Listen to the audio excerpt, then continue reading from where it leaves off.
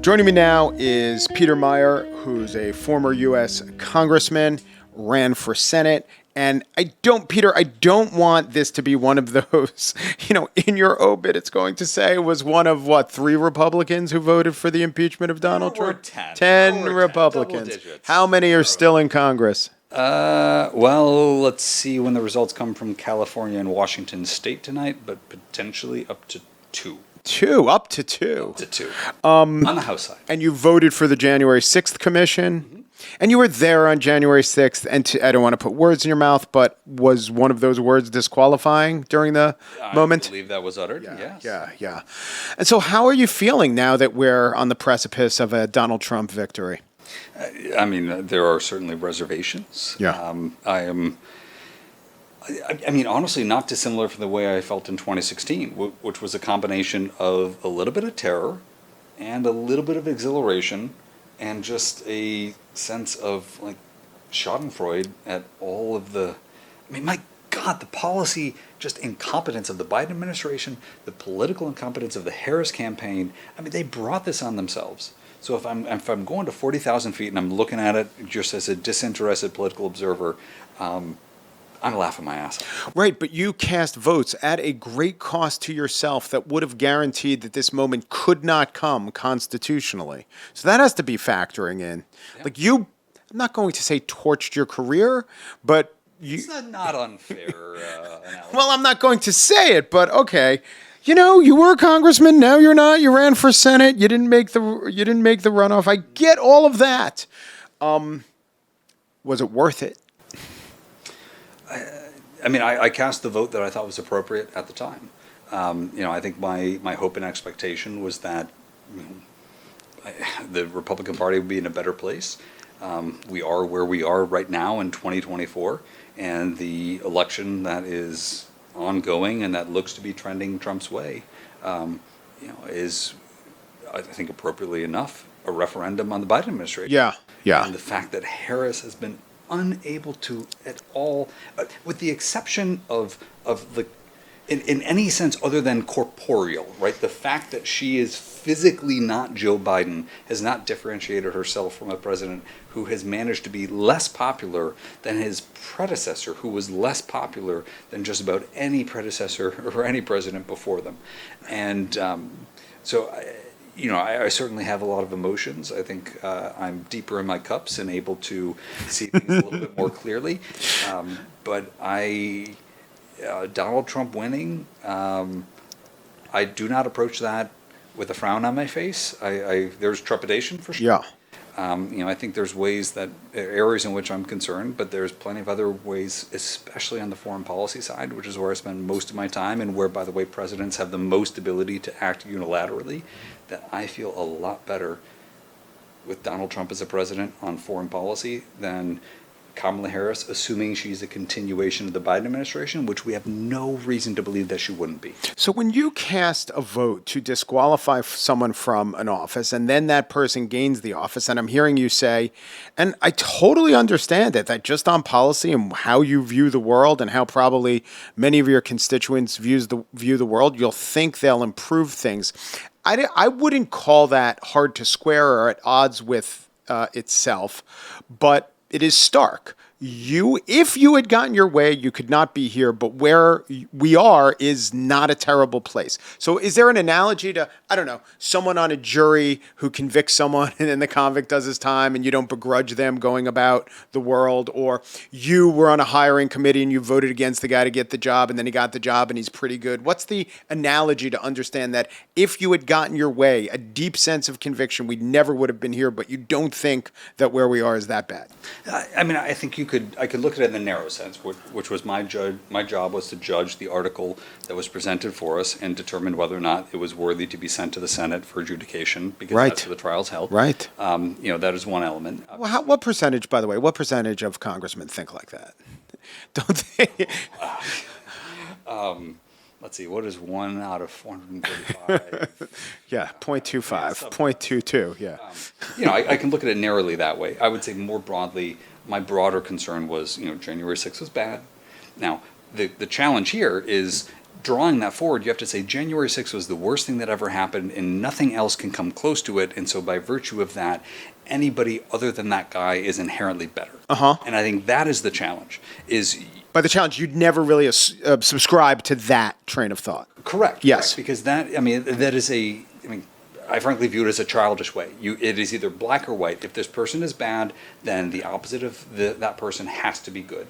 And that is just not the world we live in. That is not the gray. That is not the complexity that we are facing. January 6th was terrible. It was an awful day. It was shameful for this country. Something that struck in my heart far more deeply was August 15th when Kabul fell. I spent close to 2 years in Afghanistan as a civilian, as a conflict analyst for the humanitarian aid community. I was deeply involved in those efforts, and I was incredibly ashamed at the way the Biden administration handled not only the lack of preparation leading into it, and I supported and defended the withdrawal, but the number of opportunities they had to get additional folks who had supported us out of there. And again, these were calls that I was on. This is not a hypothetical, a theoretical, where I'm casting aspersions from afar. Like, I have these Zoom calls recorded. Yes. They absolutely failed. And so then, it is that question of the value judgments of, what do you rank higher and how are you looking at it in the long term? And this is something I've given no short amount of time towards. There's no political expediency. I have no future in a Trump administration. I refuse to renounce my vote for impeachment, so I have very little future there. All I can do is look at the situation as it's presented itself, as we are facing it today, and make a judgment. And again, it's not something I'm thrilled with, but it's something that is what it is. Why do you think the January 6th commission didn't have greater sway on the public? Well, first of all, if you recall, there was initially supposed to be a bipartisan independent commission. So what ended up happening is there was a select committee. There was supposed to be an independent commission. That independent commission. Oh, yeah. That independent commission would have been modeled after the 9/11 commission. Donald Trump, in his infinite wisdom, torpedoed it. He later regretted it in conversations that he shared with colleagues of mine, because that would have been wrapped up by December 31st of 2021. It would not have been played out in the way that the select committee was played out, where it was very much optimized for political expediency. And as somebody who was sitting there saying, what the fuck is taking... No, yes, say it. That's what you were saying, yes. What the fuck is taking you guys so long? Why are you dragging this out? And I was like, oh, because you want this to be occurring. You want to hand off these packets. You want to hand off the investigation to criminal prosecutors. Right. You want them, you want the DOJ, you want others to take this and run with it in the lead up to 2024. Right. So I have been disgusted on multiple different axes. And I think that was one way where I saw folks that I had gained respect for and realized that what I thought was a sincere sort of apolitical concern for justice and for what was in the best interest of the country very quickly start to get molded into a more political fashion. I think to the detriment on all sides. Right? Yeah, and you think it maybe didn't have the impact on the public it could have because those games were being played? I think in the short term, it certainly may have, but it was much easier to discredit because there was no alternative, right? And there was no strong defense. And to be very clear, I've always been consistent that I think Donald Trump bears moral responsibility for January 6th, but not criminal responsibility. Nothing he did on the incitement side meets the Brandenburg standard. This is the precedent for throwing a former president in jail should be sky high because of the rampant opportunities for partisan abuse that would end. So, right, I understand what you're saying. Yeah. Brandenburg would be the incitement charge, but any criminal responsibility, any of Jack Smith's charges, obstruction of a government proceeding, you think those are probably the most cut and dried is around the classified documents. But my God, you throw a rock in Washington, you'll find 15 people. Well, I always thought those could be settled with fines. No, and that's I think the challenge at the end of the day, and this is where, again, I think it lives with the realm of the public. And I think to the public, if you ask voters, what do you care more about, January 6th or the fact that you have an administration who is far more concerned with shoveling taxpayer dollars to their partisan allies, their ideological compatriots? Do you want to have the economy that we had back then? Like, I can make a moral judgment on that, but the political reality of that is what it is. Yeah. And you're a fool to deny it. Right. And you talk to your constituents in the third, which runs from Yep. Grand Rapids all the way to Muskegon, right? Yeah. Yeah. Big swing areas. And you're a you come from a supermarket family, right? So you understand inflation. I know a little thing about supply chains Right. and cost of living. I mean, the idea of somebody not knowing, kind of where milk or egg prices are, to me is a little bit astounding. But how much of our inflation traces back, do you think, to overstimulus of the economy, as opposed to supply chains and a war in the Ukraine? I mean, I would say at least 30%, maybe on the top end, closer to 60%. And It depends on the category, right?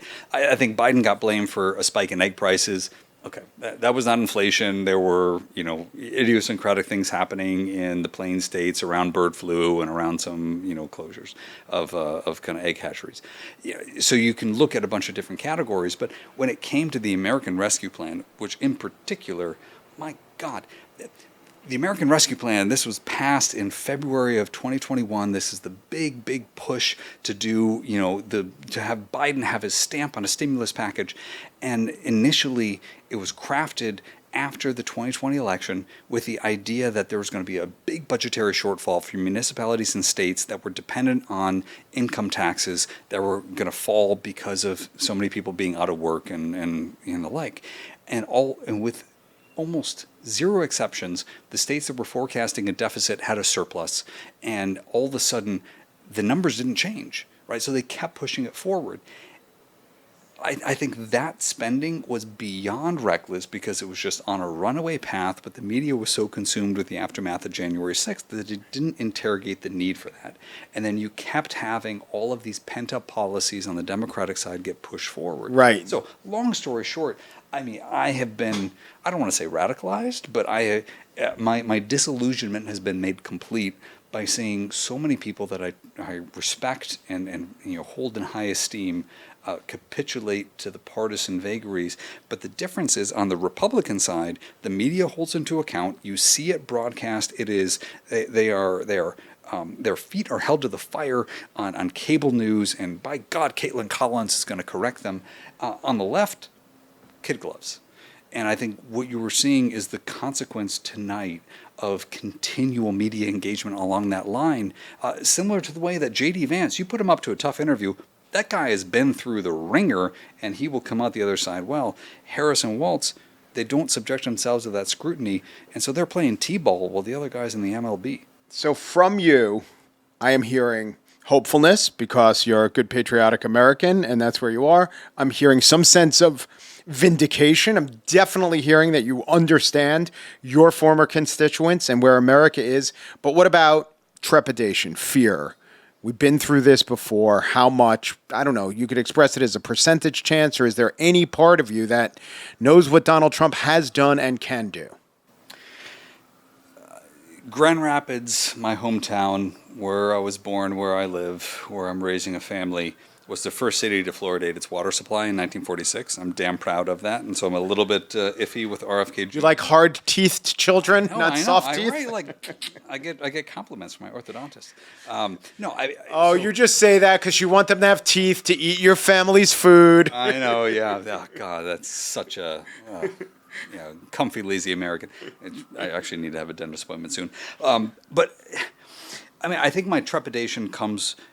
Trump has proposed some things, especially on the economic side around tariffs, and I think he's used tariffs in the past with decent effectiveness as a strong negotiating tactic. I worry if that tactic becomes a strategy and if it's enduring. Now, at the same time, when Democrats were bitching and moaning about that, it was the height of hypocrisy, which is like, oh yeah, you guys think tariffs are terrible? So why did you keep all of the tariffs that Trump did, or at least 90% of them? Oh, okay, yeah. So again, everyone is living in glass houses, and to me that just makes it so incredibly rich. But I think, I obviously have trepidation around, I think there are some personnel that Trump will bring into his cabinet that I hold in the highest esteem. Mm-hmm. I think have great. So you think the guardrails will be there to some extent? Not necessarily. I don't want to call it guardrails because Trump is a weird mixture of, of genius and insanity. And I think he has a good visceral understanding for how things play. And at the same time, he is not beholden to any interest groups or constituencies, maybe apart from the amorphous description of his base, Right. which they will believe anything, or no, I shouldn't say they'll believe anything. They, by dint of the fact that Trump is supporting it, they have trust and faith in him, and so they will support it. Right. Let me interrupt you. I What? think that's really helpful. I mean, it is anti-ideological, in contrast to the Democratic Party that has been so hyper-ideological that they, saw off the branch they're sitting on, which is, I think, what we're watching here tonight. What traits does he have that you admire that you wish you had as a politician? Oh, I wish I had his understanding of depreciation and amortization. Flipping real estate? No, I mean, there are a couple of areas where I'm like, well, honestly, if Donald Trump told me that, I would take it to the bank. No, I mean as a politician, as a communicator, as a operator. I think he has sort of perfected. There's this like semantic slippage, and I think this is where Democrats have erred in thinking that they can control the message, they can control the narrative through the words that they say. And you can do that temporarily to a certain degree, and then reality comes back to bite you in the ass. And I think Trump has realized that you can kind of have those two worlds operating independently. You can have your rhetoric, but as long as the fundamental action and activity, as long as the economy, the unemployment rate is low, interest rate is low, the job market's growing, that your companies are investing, that their profits are going up, that the market's doing well. Everything else going on over here is kind of a sideshow. Interesting. And I think the challenge on the Biden side is because of their feeling that the media was innately in their corner or that they could control that, they thought as long as they could get the messaging right, everything else would flow from that. And it can temporarily, but then it comes back to catch. And so I think that's where with Trump, it's not that I feel like there need to be guardrails. It's that if you have a lot of folks in your cabinet who are both confident in their own experience, knowledge, and expertise, but also understand generally what your principal wants, what your boss wants, you have decent latitude to apply your judgment. And I think the biggest failure, specifically with the Biden administration, and again, I have no reason to believe Harris would be anything different, was that they didn't really know what Biden wanted. They didn't really know what he didn't want. And they didn't really know what they should do. And that stasis they created, I mean, there's a saying in the military, the best thing to do is the right thing.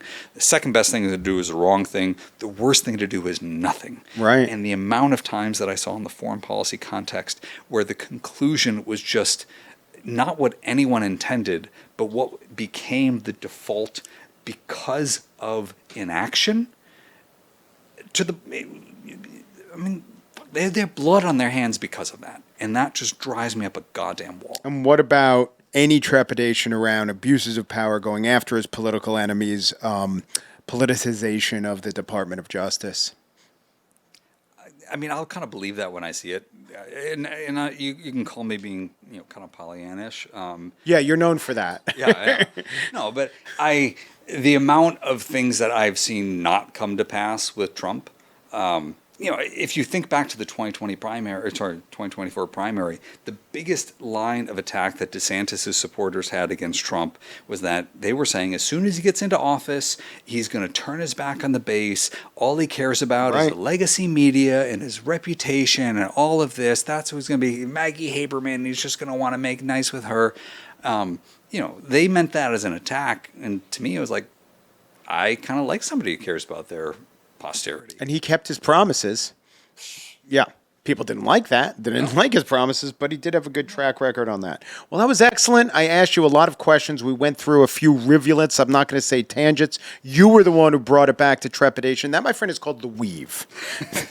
Peter Meijer was congressman from Michigan's 3rd Congressional District from January 21 to January 23. What a time to be a congressman, right? Thank you so much. That was excellent. Mike, it's a pleasure. Thank you.